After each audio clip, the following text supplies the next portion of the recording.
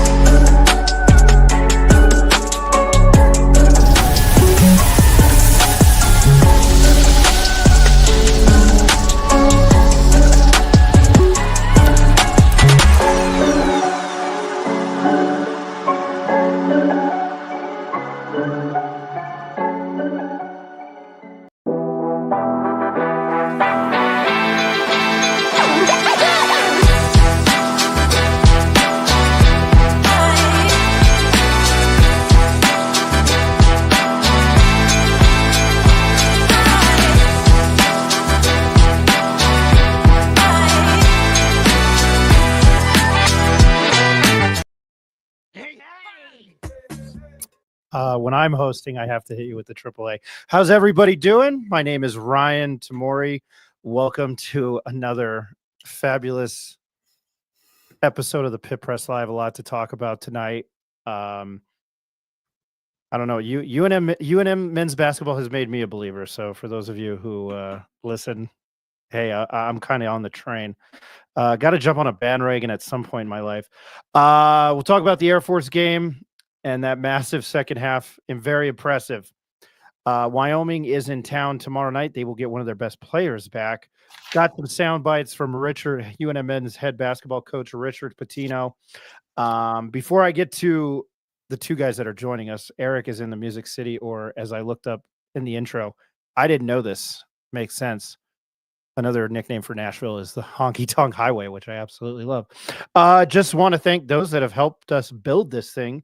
Dulce River Bakery and Coffee, Affordable Solar, Turquoise Desert Tap Room, Hydro Bar, I get to say it, Tim Baca Sr., Tim Baca Jr., hope you guys are all right.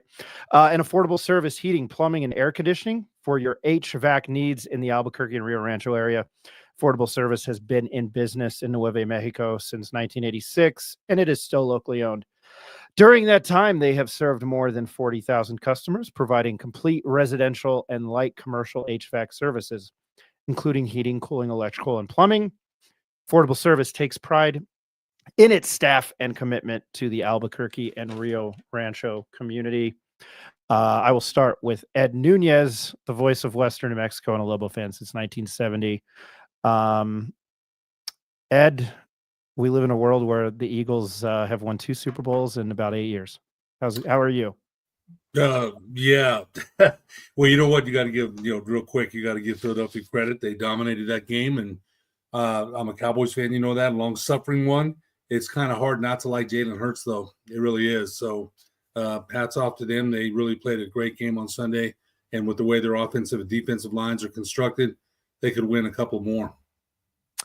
I just wanted to get this off my chest because for those of you who know me, I am a big New York Football Giants fan. And I mean this because I'll get to it quick. I am beyond happy for Saquon because he's in a better situation. I'm going to throw it over to my other co-host all the way from the Bay Area, and I get to do it. Rick Thompson. Rick, how you doing? I'm good. I have missed that soundbite since you've been out, Ryan. So glad that you are back in action. Very sad that now we have over, I think, 200 days till a meaningful NFL football game is played again. But that means we can focus on basketball. I'm happy to be here to talk about Mountain West and all this Lobo goodness that we have in our lives right now.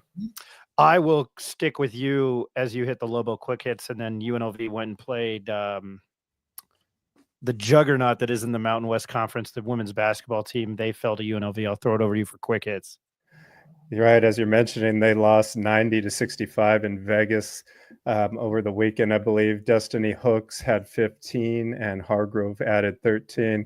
Lobos were hit with a season high, or they hit a season high 15 3-pointers, but nothing really inside the paint or around the basket. Their defense has not been well as of late either. Looking forward, they will play Boise State at Thursday at home. Lady Lobos sit at 6-6 in the conference, tied for 5th. When I looked at it the other day, UNLV is in first at 11-1 currently. So Lobos need to kind of turn it around. They've been in a tough stretch here. Back to men's action in the Mountain West. As we know, Colorado State defeated the Aztecs in Moby in a really close game that I watched most of. Nate Clifford just had a fantastic game, bouncing back after that Lobo game. He finished with 21 and 13. CSU will play Utah State later this evening on Fox Sports, I think in about 30 minutes. That's a huge game. To me, Utah State has not really played very well since they played UNLV. Coach Calhoun gave them a talking to after the game. Then they got dismantled by the Lobos. They cannot make free throws right now. So to me, Utah State is kind of on the decline, even though their record is still up near the top at second place, following the Lobos. Other games tonight, Air Force is trailing UNLV by double digits right now. And then San Diego State will play here in the Bay Area versus San Jose State and the Josh Udeje-less Trojans tonight, or Spartans. I always call them the Trojans. I always think of USC, but it is the Spartans, and they will probably get creamed without Udeje, unfortunately. Just looking at overall rankings in the conference, I just wanted to share this graphic with everyone here. Jason Walker, a Utah State writer, actually put this together, and it's really a composite ranking that takes into account the average rank of net, KenPom, BPI, KPI, and some other things that I do not know what they mean. I'll leave that to the Jeff Grammers and T bracketologies of the world to tell us. But this is the first week that New Mexico has led this type of ranking sheet that's composite. And since December 9th, I think they've really began this climb in all these rankings where they were in the 70s in many of these around December. And here we are only 2 months later, sitting pretty. As far as seeding for the tournament, I don't know what you guys have seen, but Lobos have sat at an 8 or 9 seed in most of the brackets that I've seen. And I don't really like that, because if they were to win, then they face a 1 seed in the next round. So I'd rather them actually be a 10 or 11 or move up to a 7 if that is possible. But that's all I really had for quick hits, Ryan. I'll send it back to you. Since you mentioned the word bracketology, I'll bring it up because it's Monday and Friday for Lafarty, Joe Lenardi, and Jerry Palm, who has been gracious enough to come on my podcast and radio show, and you can catch him every Thursday with Jeff and JJ. This is the one. Oh, it's this morning. Jerry Palm must be Monday and Friday. Lenardi had a fresh bracket this morning. I'll save my jokes. Did you want me to share the new unis for the weekend? Go right ahead for Sunday. Yeah, he's got UNM. He's got UNM as an 8-9 seed in Lexington, Kentucky. And if they were to win, I can't see Southern beating Mark Sears in Alabama. If they were to get St. Mary's, they would have, hypothetically, they'd have to play Alabama. Show that, Rick, and then I'll share what Jerry Palm did. Man, we got to talk about those in a minute. Oh, yeah. Go ahead, Rick. Yeah, we got retro night coming up this weekend, not tomorrow. For all you that were looking to wear your hippie clothes tomorrow, wait till the weekend. It will be retro night. And I just read from our loyal listener, Joe the Jeweler, via X, that this might have been an idea of Ryan Berryman, who was an associate AD who moved on to Washington. Yep. So thank you, Mr. Berryman, if that is true, by Joe the Jeweler. These are some fantastic colors. What I really like in the Zia symbol here, it has, if it ever loads, I guess not, a small Lobos text in there that is like 70s or 80s style. Very cool. Looking forward to seeing them. They also said they'll have a few for sale. Replicas tomorrow in the Lobo Den prior to the game, so those will be a hot item. If anyone wants to buy me one, I will take it and pay you back, maybe with interest. What do you think, Ed? Ed, do you remember these? Were you like I do. I was 20 just years old when these came out? Yes, I do. That's how old I am. And when New Mexico in 77, 78, they wore those similar. I think Lobos was across the chest instead of down the side. The colors on the side there are the same, and they had a turquoise version of them too. So yeah, those bring back a lot of great memories. That team 77, 78 was ranked 4th in the nation, of course, losing to Cal State Fullerton in the first round of the tournament. Heartbreaker. But yeah, those uniforms, I can see those and smile, because I remember Marvin Johnson, Michael Cooper, Phil Abney, Willie Howard. That Russell Saunders, great Lobo team. One of the best I ever saw, honestly. It really was.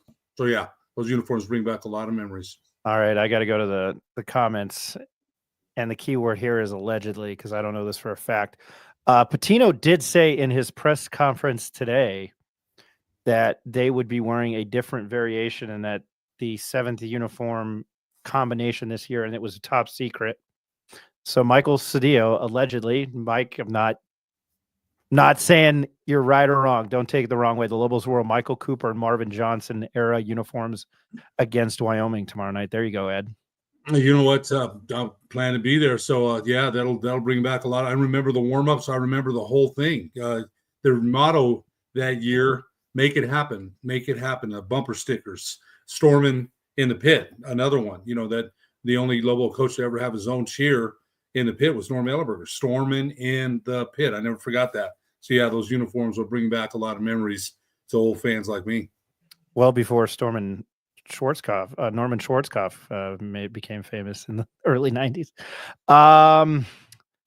Wow, where's the rim shot? Bad joke. All right, for us U.S. history buffs out there, hey, those jerseys aren't going to be NIL inside the Lobo Den, by the way, but they will be the same jersey with the number 1 on them. Hawk James, great name, Hawk James. I apologize, I didn't follow you there.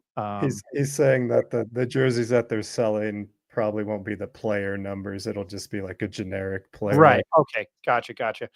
I can tell you who will do silent auction is our friend Don Asiano Montoya, Rick. He's big on that. So his nickname is @Lobo. I call him @Lobo Ronnie. DDT. Tomorrow night is a teddy bear toss, and Saturday's game is the retro game. Yeah, I'm looking forward to the retro game. They better play. I don't know if it's going to be 90s themed, but Rick, I want to hear whoop, there it is, and then 69 boys. 2. Any other final thoughts before we get into Air Force? Just that you're getting old when the retro theme is when you were young, Ed. So congratulations on making it this far. You know what? Listen, man. Yeah, I agree. I think about that every day, and if I think about those uniforms, I remember, the whole thing. We used to stand outside the pit and ask for extra tickets. My friend of mine was real good about getting extra tickets to sell, and so Marvin Johnson would walk in with a 3-piece suit. Marvin was dressed to the nines. Coop would come in his old VW Bug with sweats. And so I remember the whole scene, man. Yes, I am definitely older, and I appreciate the congratulations. Rick, I hope I have at least a few good years left, man. Yeah, always that. My question is, did they really use this logo, Ed, or is this something new? I think it was similar. I have to think about that. The uniforms I remember for sure, but something like that being so small, I don't remember that. I do remember the Zia, but I don't remember the Lobos in the middle like that. But yeah, the uniforms are very similar to what they wore, except I swore Lobos was across the chest. I might be wrong though. I'd have to look back and see. But the colors and the striping down the side are very much the same. I'd be interested to see if they wear the same warm-ups. I doubt it. They'll probably just go with the warm-ups. That's a lot of money to go to warm-ups, retro warm-ups. So, but yeah. We need to talk to Jason Eck about getting that shield off the football helmets like permanently. Ed, last comment before Air Force. John Romero. Ed, when you refer to the 77, 78 Lobos, don't forget Big Red Jimmy Williams. It's a great nickname, Big Red Jimmy Williams. Mark Felix, Mike Stewart, etc. Yeah, you remember them all. Mark Felix was a backup guard. Mike Stewart, I still remember Henry Tafoya. Mike Stewart from Del Norte, Colorado, he would say. And Jim Williams was actually working in media here for many years with Jim Lawwell on KGSW back in the day, doing a high school basketball game. So, Jim, I still talk to Jim, and yeah, I remember all those guys, man. I remember all of them. I mean, I think I was ingrained as much as with the Lobos then as I am now. I was a lot younger then, a lot more passionate, and I still am passionate. But I think when my teams lose now, I'm a little bit more even keeled. I understand those things happened back when I was young. I got way more upset. No dogs were kicked or anything like that, but I would be pretty upset for a couple of days, man. So I've kind of calmed down since then. But that New Mexico team there in 77, 78 was one of the best we've ever seen here, believe me. I will still never forget sitting with friend Damon Lucero during the Harvard game and telling him, like, with 5 minutes left to go in the first half, I was like, they're going to lose this game. I will start with my piece with the Air Force game, and anytime I talk about Air Force, I'm sorry. I have to mention this. I feel really bad for Joe Scott. I love him because he's a Jersey guy. He's been really nice to us both times at Mountain West Media Days, but man, I stuck with the Eagles theme, the belt to the ass, because that's what it's been for the Lobos lately. And again, all of you that listen, this team has impressed me. Here's the private school education before UNM that my dad should be really happy about. In 13, man, I love you, Loggins. 13 conference games, the average margin of victory for the Lobos is 13 points. I find that very impressive. Ed, I'm going to milk this out for this guitar solo, but I'm going to throw it over to you. Your thoughts, you just freshly watched the Air Force game because you were in Silver City. What were your thoughts? A blitzkrieg. Let's remember, New Mexico started out 0-10. They didn't score till 16 minutes left in the first half. They started off real shaky, then they got it going, and they couldn't be stopped. Once they start rolling downhill, I mean, it's a team that's lost, 10 straight? Air Force is not a very good team, but New Mexico's had faux pas before in conference play, a game here and a game there. Lately, as you mentioned, their margin of victory has been incredible. Donnie 25-6, Nelly 14-21. True, who's one of the commentators said he's more known as for defense. His defense lately, he's been scoring, stealing, scoring. That's what he does best. 16-5.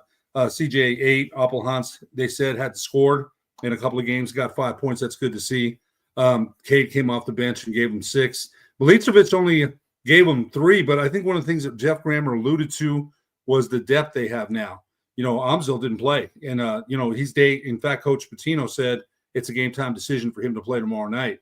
He'll have a week between games, so I'm guessing we'll see him tomorrow. But that with the depth they have and the players that they retain to come back and then put the pieces around for this roster, they don't lose a lot for that game against Air Force. They should win, and their depth paid off for sure. In the second half, they blitzed Air Force in the second half. They outscored. They had 53 points in the second half, and more points than Air Force scored in the entire game. So their second half lately in the second half of the season, in the first half against Boise State, 48-21. In the first half against Fresno State, 48-27. They've had some big 52-27 against Utah State in the second half, 52-34 against Colorado State, 54-29 in the second half against Air Force. So the way they're finishing is incredible. It really is. And once Donnie started in rolling downhill, and Rick, you made a good point about Dan shot a lot more 3-pointers. And I got to say that I saw more arc on those shots than I ever have. A lot of times they're flat line drive. He shot with confidence. And a commenter just made a point. They're not a very good team. That's true. New Mexico still took care of business. And in doing so, Rick brought up the rankings and where they're ranked as far as in the conference by KenPom, all the other metrics. This is a very solid team. 12-1. They got their 20th victory of the season. Second year in a row, they've won 20. So that's third year in a row. Yeah, third year. So for Pitino, that's a resume builder there. So and one thing I want to mention, the defense. They tried to go inside, and Coach Scott said this at half. Hey, I'm throwing it into the guys in the paint. They've got to finish. Nelly went one-on-one with those guys. They couldn't move him.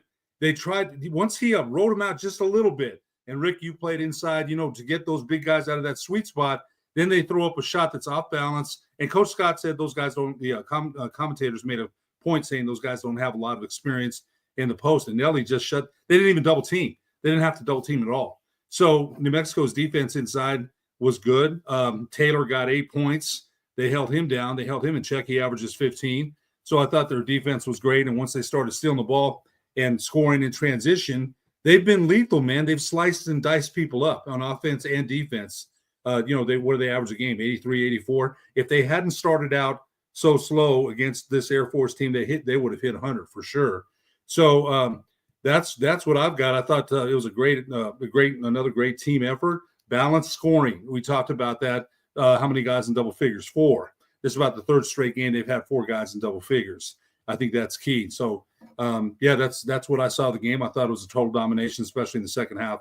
It was good to see some other guys. Abraham Sacco got off the bench. He didn't score, but it's good to see him get some minutes. Quentin Webb got off the bench. Everybody got involved and got in the game, and that was good to see. I think similarly, go ahead, Ryan, if you were going to say something. I was going to say similarly to the San Jose State game, which I was at down here, not a lot of people in the crowd. Wesley Henderson here is saying that it was about 50-50, maybe Lobo fans, CSU. And it probably took them time to get some energy. But when you just can't knock down a shot, sometimes that's the way it goes. I wasn't really too nervous, but if looking forward at this Wyoming team, they kind of had the same exact slow start against them. And I think the thing that gets the Lobos out of these holes is just this absurd defense that they have, whether it's True hitting the passing lanes, Philly B, standing up their best player and shutting them down, Nelly down low, cutting everything off at the rim, Donnie's aggressiveness. Everyone is doing something different on this defense, and it just tires the other team out. Philly B talked about it today. How are they able to just go on these runs in the second half? And I think it's this style of play. It's demoralizing. It does tire other teams out. And hopefully the Lobos are able to go at least 8 deep to, give these guys some time, because when they're able to go after it like they have been, I mean, Air Force didn't look like a Division I team, being honest. And, they've only won 3 games all year, lost 14 in a row now. It looked like Ed when he was probably playing against Nick, his son, when Nick was 10 years old. You just hold the ball up like this.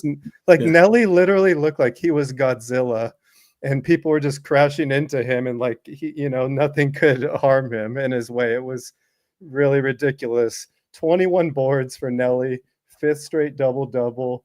As we know, all-time rebound leaders in a game. Tom King in the 60s, 60-61 season. He had games of 26, 24, and 24. Drew Gordon more recently, rest in peace, 23 points and 17 points versus Utah in 2011. When I saw Nelly had 14 boards at halftime, I mean, Ryan, what are you thinking when you see him just making child's play out of our cadets out there? I want to go back to, before I answer that question, I want to go back to Wes. What's up, Wes? If you're talking about the TV commentator, it is a gentleman I had on my radio show and the podcast, Justin Adams, whose wife is a UNM alumni. I've had Justin come on a couple of the shows to talk Denver sports, being with the Bronco Haven here. So I forgot that he calls the game. So shout out to Justin Adams. And then before I answer the question, I beat my dad Ed Nunez in a one-on-one when I was 10. All right. Yeah, Nick, thank you. Yeah. Wait. Let me comment on that, because he doesn't want me to say this, but he played me when he was 14, and I still beat him. And I remember he punted the ball down the street about 30 yards. So he Yeah. didn't beat me till he was much older, but he did beat me when I was an old man and couldn't run anymore. And that's okay. You know, it happens. So I just had to tell the truth about that. Classic, to me, classic getting mad. You can do a lot of other things. I'm a big fan of just not chucking the ball, punting the ball. Nick, I applaud that. Well, it was a punt, but you should have seen it. Man, it went down. Thank God it didn't hit anybody or anything. But punting the ball into the stands is the best thing. I know that wasn't in the stands, but that's the best thing I could think of. To answer that question, Rick, I was at Sandia Casino for the game. We had a friend of ours, John C., who is in the JAG and part of Space Force, and that's not a joke, but he's a lawyer, so JAG, not the CBS show. So there was a plethora of our group of friends watching the game, so I was slightly distracted. Not that I normally watch the Lobo games with much intent on TV. I will say this, I wish Neff was on, because when I saw the game at -16, I was like, they're going to beat these again. Listeners, you know me. I was like, they're going to probably beat these guys by like 30, and they did.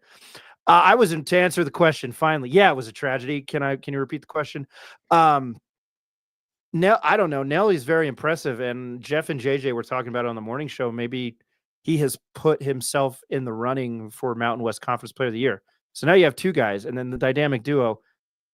I'm really impressed with how he has played. I was really worried about how he would be this season, but I don't know. He has impressed me. And I'm going back to the Colorado State game about wearing teams out. I mean, Donovan Dent, I probably mentioned it on Friday night, where he hit a shot over Nate Clifford, and Nate Clifford was kind of like just expletive, expletive, because there's nothing you can do. Rick, Nick, Rick and Ed, you've been a part of those games. You've seen it in the NBA, and you've seen it in college. But I might be more impressed with Nelly Jr. Joseph. I think we knew that Donovan would be the player that he was, but I mean, again, I don't care who you're playing to have 14 boards at the half. That's impressive. Sorry for that long, incoherent ramble. Rick, I'll throw it back to you. Yeah, so talking about this dynamic duo, I was trying to think to myself today, what other like guard and forward or center combos have we had that have played on this level? And I could only go back 30 years in my memory bank, but where I started at was 1995-96. Charles Spider Smith was a junior and averaged 19 points, 4 rebounds, 3 assists. And Kenny Thomas, friend of the show, was a freshman and averaged 15 and 8. They lost to Georgetown in the second round that year. So, I mean, Charles Smith was putting up 25 and 3. Kenny was putting up 15 and 8 that year. A few years later, 97-98, Clayton Shields paired with Kenny Thomas. Shields averaged about 17 and 7, which I didn't realize Clayton Shields was that type of rebounder. Ed, 7 rebounds a game for the season. He's really good. He was also a shooter. Kenny Thomas that year, to go along with Clayton Shields 17, Kenny averaged 17 and 9. So that was a dynamic duo. More recently, 2013-14, Cameron Bairstow and Kendall Williams. Bairstow had averaged 20 and 7. Kendall averaged 16, 3 and 5, and they lost in the second round that year. No, first round. Oh, first that year? Stanford Stanford beat Kansas to get to the Sweet 16. But was Stanford a first round game? Yeah, it was a 10-7 matchup. Yeah, first round game to Stanford, and comparing that to Donnie and Nelly. Donnie since had a 19.5 points, 6.5 assists, 2.5 rebounds. Nelly 14 points, 11 rebounds. So I would say very comparable to those other guys that I just mentioned of, all-time Lobo legends, Spider, Kenny, Clayton Shields was one of my favorites for sure. So just wanted to throw those up there for you guys to think about and put into context what these guys are really doing. I have to say, because I'm going to go to Ed on this one with the two history buffs. I mean, for my money, and again, the teams that I covered, the pleasure of covering, I think I deleted the Beavis and Butthead sound clip, but anyway, It's Kenny and Charles Smith, man. I love the Spider. I thought he was great. Kendall and Cameron Barstow were good. I don't know why I forget about them. Maybe because of the early exits. They lost to AI, man, in the second round. It's crazy. I mean, I think we asked Royce only about that when we had him on the show. We've had Clayton on the show. We are efforting Lamont long, hopefully. But Ed, you know, your maybe dynamic duo of Lobos in the past. Rick named some really good ones. Tim Williams and Isaiah Brown were pretty good. If people forget about Tim Williams, he's only here 2 years though, and I think that's one of the things you asked about Nelly Jr. Joseph. Where does he rank? And he's very, very good. But you had Luke Daniels, Harge, Kenny. They're definitely above him, but Nelly is definitely up there. Another duo that I want to mention, and this is even before my time, but there's some listeners here that will remember Petey Gibson and Stretch Howard. Greg Stretch Howard was a really good big man, and he belongs right up there with Kenny. And you guys wouldn't remember him, and I didn't see him either, but I heard a lot about him. He was drafted by the Cleveland Cavaliers. Stretch Howard was a really good big man. So Petey Gibson and Stretch Howard. Is that when they use peach baskets as hoops? No, man. No, it's not. I'm telling you what, Stretch. If you saw it and heard about Stretch, Stretch was really, really good. He played in 67, 68. So, Daniels and Harge played before him, and those guys went to the pros, man. So, Stretch Howard was a really good player. There's a couple other guys I wanted to mention on that 77, 78 team because I'm getting some comments here. Willie Howard, Phil Abney, Will Smiley. They also played on that. Jimmy Allen. They also played on that 77 and 78 team. But those are just some other ones I thought of. And when Rick mentioned Tom King, I never saw him play, but Tom King was a heck of a rebounder, man. I remember hearing about him too. So, there's just been some dynamic duos. Greg Brown, when he played, I'm trying to think of Louis Lamar, but he didn't have the impact inside that the other big men that you mentioned. Louis Lamar was solid, 8 points, about 8 rebounds, but Greg outside was dynamic. So there's been a lot of them. There's been a lot of Doris and Alex Kirk. So Alex Kirk more of a stretch guy than he was an inside guy. He could play inside a little bit, but he could stretch. So there's been a lot. There's just some of those that came to my mind offhand. Much kudos to the callers that called into the Lobos Live with Brandon Ortega and Kenny. I guess intoxicated, saying that NJJ was better than Kenny. That for big Lobo fans, that was quite comical. Any other thoughts on Air Force? I mean, I'm going to say it again. I feel really bad for Joe Scott up in Air Force. I've loved talking to him the last 2 years. I think NIL has done it. Yeah, if you know anything about that program or him, they won the Mountain West in 2004 and got the auto bid. I think they won the league in the tournament and were in the tournament. And I think that's the last time they were in the tournament. So it's 21 years. But he's proven to win there. I think you can just, I feel really bad for him just from observation. He might just be going through the motions there. But man, I feel really bad for him. Any final thoughts from you guys on Air Force? Yeah, to your point about Coach Scott, his face at halftime, he looked pained, and then they panned him on the sideline. And I've been around a lot of coaches this weekend. Western lost on Saturday to Midwestern State, and you know what? Western quit, man. They did. I hate to say that. They quit. We, they had runouts, dunks, and afterward, Coach Mark Bunker was pretty upset, and I felt for him. I've been there. I've seen that. I've coached games like that. I've ref games like that. When I went into the locker room, like, man, I just know. I know that. So when I looked at his face, even at half, he goes, "Hey, we had our game plan. We got it inside. These guys can't finish." And then they panned him on the sideline. I felt for him. I could see it in his face, like, gosh, no coach wants to lose the way they're losing. And, the pressure is all over you. So they don't have a whole lot of talent. But, yeah, I felt for him. I really did. One more comment. I wanted to say it's just good to see Wes Henderson on here, man. Wes is part of the Albuquerque media here for a long time. So glad he's following along and listening.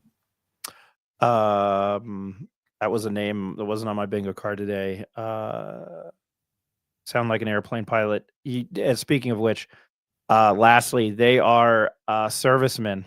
So if you've been there over 2 years now, you're serving your country. So, I really don't like to really talk ill will about them. I mean, they've had some good basket. They came in here with Ritas Petritis, who's at Cal now, with Mad Dog, with Mark Madsen. But they've come in, they've had some good teams in the past, and Ethan Taylor is a good player. But man, to see them at their record, they're down 20 right now, but it's 22.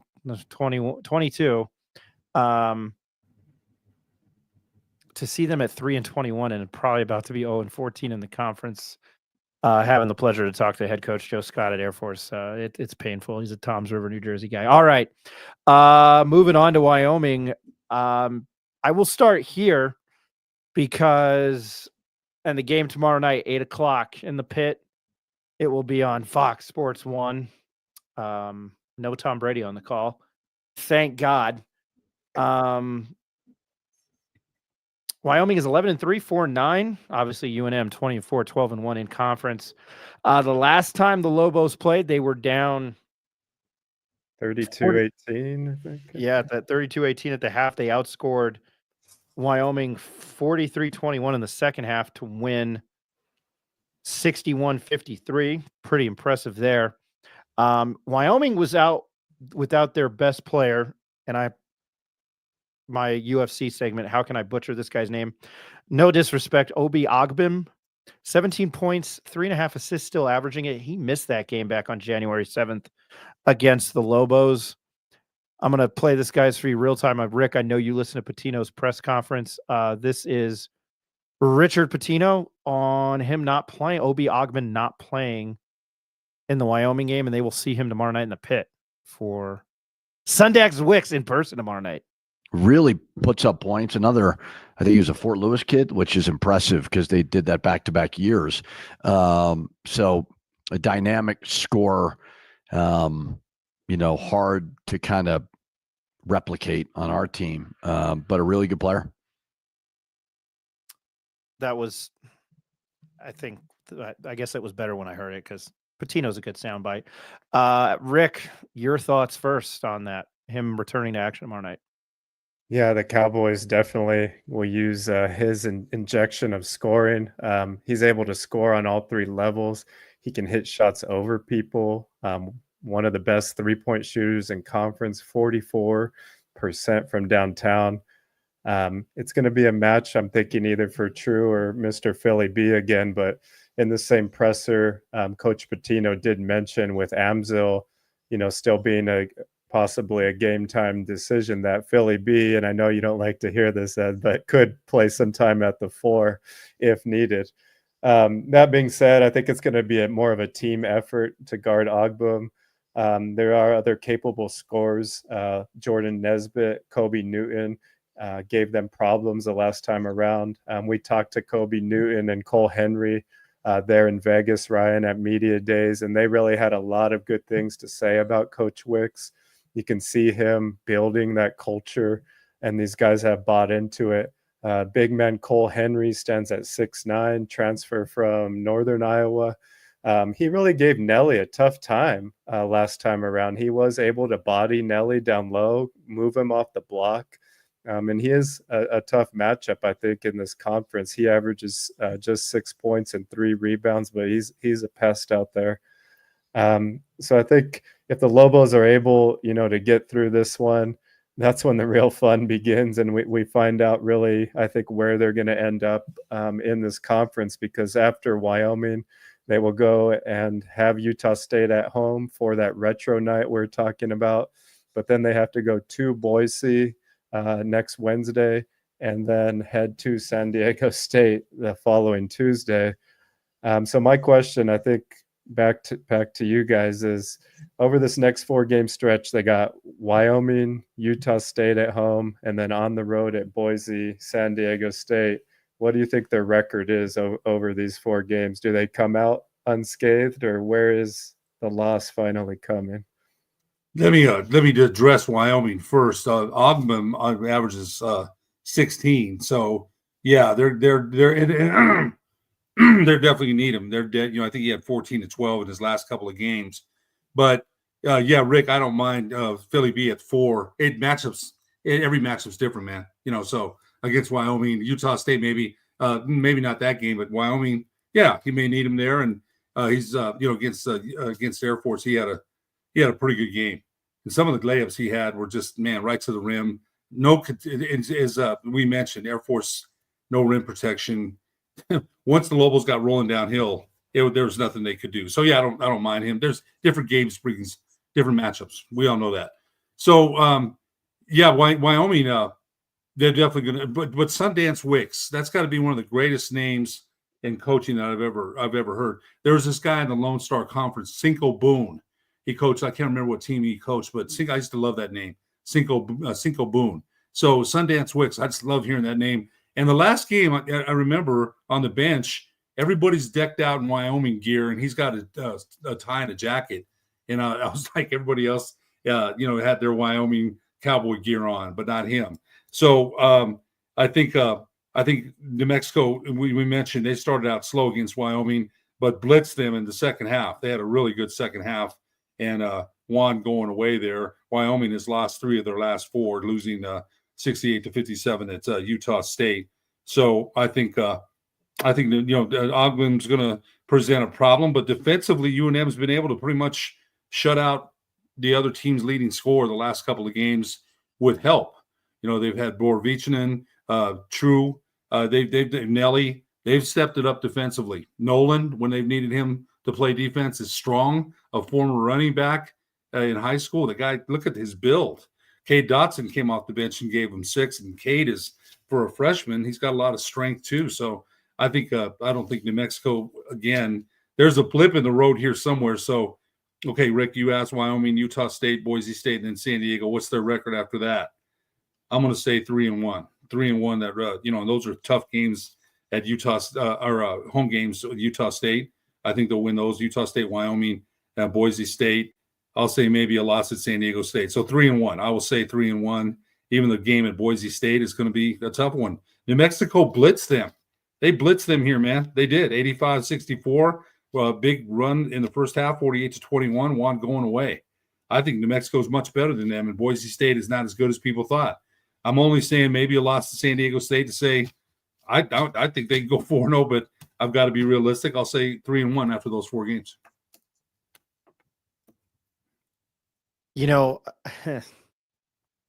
From what I've seen, and if you're new to the show, I must be possessed. I think the conference isn't that good. And I think the Lobo team is pretty darn good. Do I think that they are a top 25 team? Maybe not. Do me a favor. If you're screaming that they be in the top 25, I want you to look at the top 25 and honestly tell me that they can beat them, because St. John's is in there and they got kind of pounced by them in the earlier. Did UCLA even make it in this week? I don't think UCLA is even in, and they had won like 7 in a row. I didn't. Let me see if they're in this week. Keep talking. I'll finish my spiel. They are 18-7. They are not ranked. They lost at Illinois. Illinois is kind of up and down. Obviously that big one against Oregon. I don't know. They're probably a tournament team unless, they lose to Indiana or Minnesota. At Purdue, at Northwestern, they finish the season with their rival USC. I'm looking at this schedule, Ed, and Rick, you post the question. I mean, from what I've seen and what they've been able to do, and I'm a firm believer losing early can really help you. And I will be a homer here. 2007 New England Patriots. Look at the Chiefs. I know it's football. I know it's a different game. It's just the mentality there. From what I have seen, I don't know who beats them. I know it would be hard to win 1, 2, 3, 4, 5, 6, 7, 8, 9, 10 games in a row, if you include the Mountain West Conference tournament.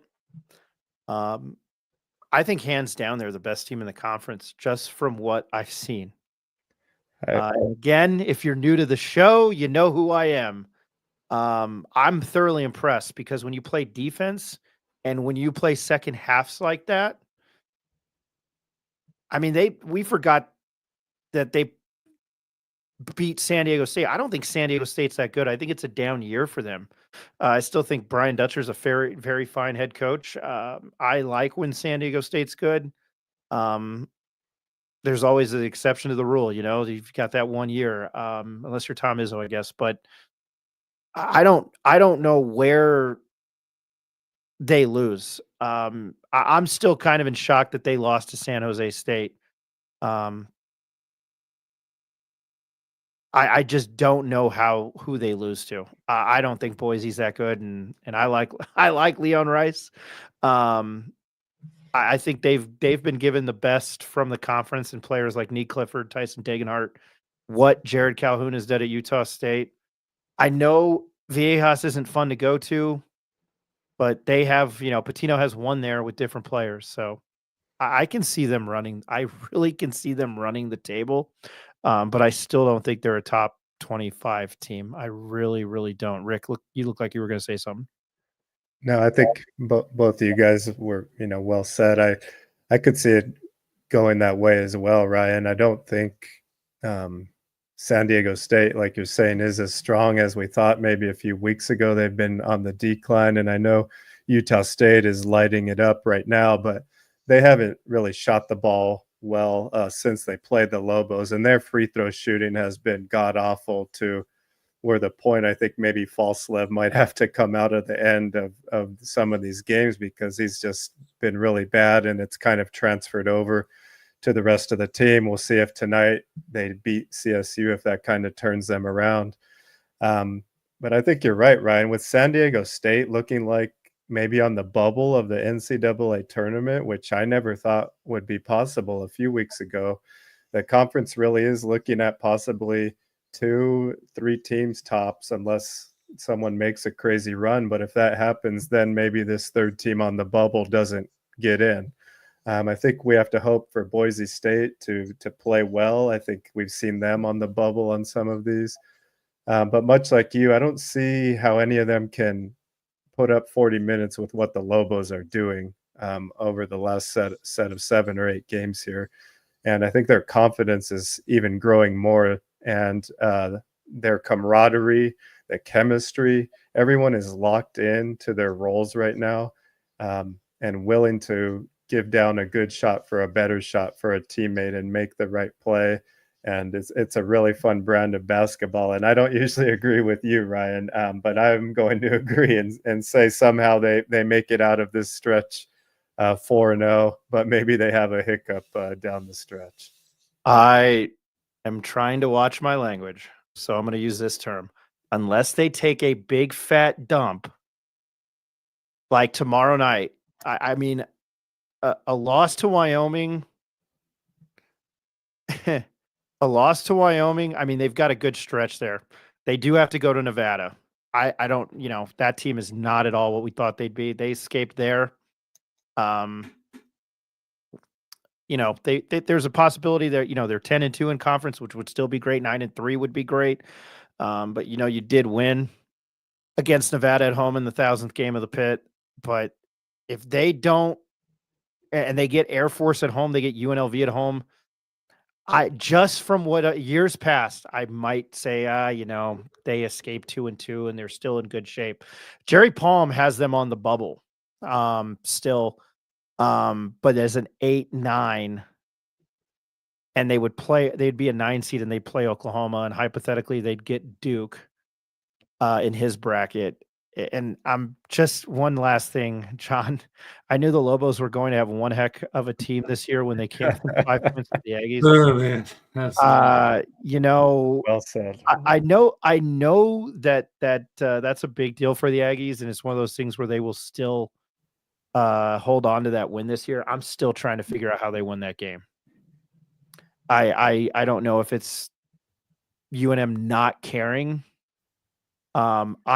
I'm along the lines. Again, this is I know we're in February. It's like a new me, new year. I'm sure if they were to have gone down to Cruces, they probably would have waxed them the way they've been playing now. There'd be no.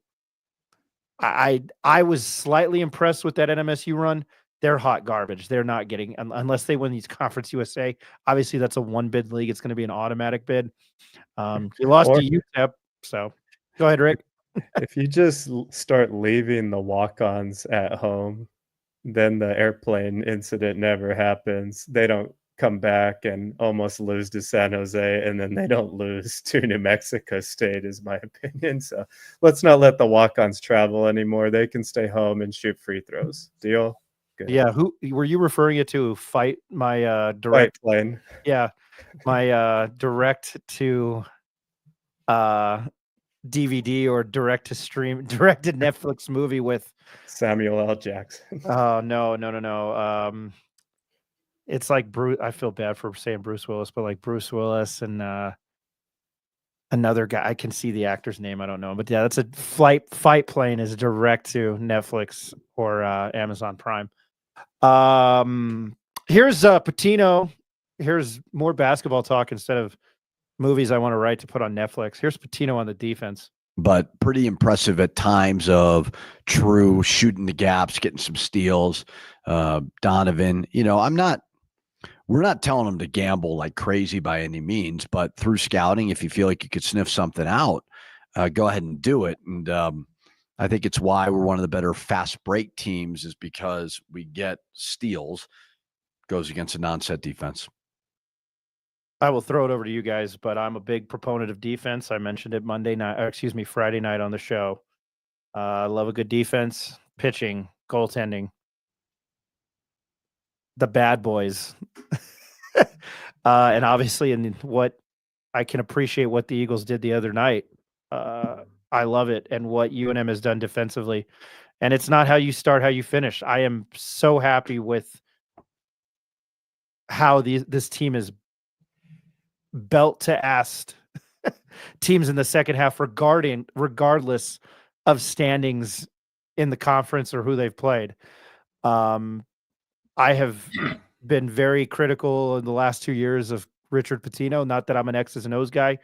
I think he's great with us. I think he's built the program. I think he sells it well. I think he knows what he's doing. I just thought, and if I know he's not watching, but I just thought, maybe he's not, the best X's and O's coach. And he said today in his press conference, they really haven't changed anything, maybe the personnel. But I think in the 4 years he's been here, this is the best coaching job he has done. And I know it's a 3-game stretch, but I am impressed with what they've done. Ed, I'll throw it over to you. I think when it comes to Coach Pitino, I think he has made adjustments this year. And I think as a staff, Isaac Chu, Dave Pilipovich, I'm not sure the rest of their names of their assistants, but I think they've done a good job as the staff. And believe me, assistant coaches are as good as their assistants are. Their head coaches, because they all huddle together. The assistant's job is to say, Coach, this is trending right. They all huddle during the timeout. They all huddle together, and talk about things. So I think the entire staff has done a great job, and Coach Pitino is going to get a lot of the credit for that, and he should. So, he talked about the defense and against Air Force in the second half, how many steals did True get? How many did Donnie get by playing the lanes? And then when they steal, it's showtime. You don't get a lot of wing slams or things like that, but they finish. They're efficient. They, like I said, they've been slicing and dicing opponents up in the second half. And sometimes that run against Boise State, 48-21 run in the first half, might have been as good as any run I've ever seen for a long time. I said it reminded me of Norm Ellenberger's Lobos back in the day, 45-29 against Fresno State in the first half. Those are, again, when they attack and the confidence that is there. And then one of the things that Coach Pitino or Jeff Grammer said in the paper, retaining the players that they had coming back, Amzil, Dent, and Nelly, and then adding the pieces. And, True was here last year, adding Borovichinen, Milicevic. That's helped them a lot. Ali Atiki, he doesn't get as many minutes. He's been effective in some place. Look, they had Sebastian Forsling last year. Nothing against Forsling. He's playing pro ball somewhere. but he wasn't effective as a big. He wasn't, So back in the day, Javonte Johnson was their starting wing. They've improved the roster a lot. He went to Colorado State and barely plays. So they made a point of saying that. They lost House to graduation. They lost Mashburn to transfer, and they lost Toppin to transfer. Those are three, Mashburn is a double-figure scorer, House all-conference performer, Toppin freshman of the year. Those were big losses, and they did a good job of replacing those retention, putting people around Donnie and Nelly and Washington. And so they've done Patino's done a really good job with that. So you got to give him a lot of credit. And Ryan, I think you're right about the conference not being maybe as good as we thought, but I still think New Mexico's right on the cusp of being ranked. I think they're right there, maybe not quite there yet, but and to Rick's point and to your point, is there a hiccup down the road here? And I'm looking tomorrow night. They should take care of business at least 10 or 15 points. They should. Utah State on Sunday. Rick mentioned they're not playing as well since the Lobos beat them. And the free throw thing, that's surprising that Falstaff is being, is that bad from the free throw line lately. That Rick mentioned they might not take him out at the end of games. That's one of your better players. So Martinez was an 89% free throw shooter. We saw 2 of 7 against New Mexico. So they're in a bad place right now. And San Diego State's Magoon Quath had a good week a couple of weeks ago, but they're not as good as we thought they were going to be either. So maybe the league is down a little bit, but I still don't think that deters what New Mexico has done so far. So Rick, I'll throw it to you. I just want to make this comment because I got into it with my buddy Mike, who was a manager for Steve Alford, and our friend Scott Forrester. Not that, Anyway, this was a conversation I was having because Scott's a season ticket holder. He's a big fan. But I was just talking to them, not on the show, and they were like, I can't believe they're ranked. And I'm like, all right, can they beat Auburn? Auburn and Alabama are 1-2 this week. Can they beat Auburn? Can they beat Alabama? Can they beat Duke? Can they beat Florida? Can they beat Tennessee? Can they beat Houston? Can they beat Purdue? Can they beat A&M? Already lost to St. John's. Iowa State, Michigan State. I would love to see them play Texas Tech because I would love to listen to Lobo fan going into that game. Arizona, Memphis, Kentucky, Wisconsin, Kansas, Marquette, Ole Miss, Michigan, Missouri, Mississippi State, Clemson, Creighton, Maryland. Clemson just beat Duke. Florida just went on the road and probably beat pound for pound the best team in the country in the jungle. By the way, UCLA got the most votes without getting in the top 25 at 123. UNM did get 40. Utah State got 8. I know I read off a list. I know that's not good live show. That's just my point. I don't think that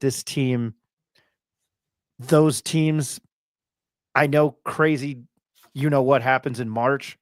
I just don't know if they're better than any of those teams, especially the top 10. Look at St. John's at 9. That's not that bad of a loss. So, Rick, I'm going to throw it back over to you.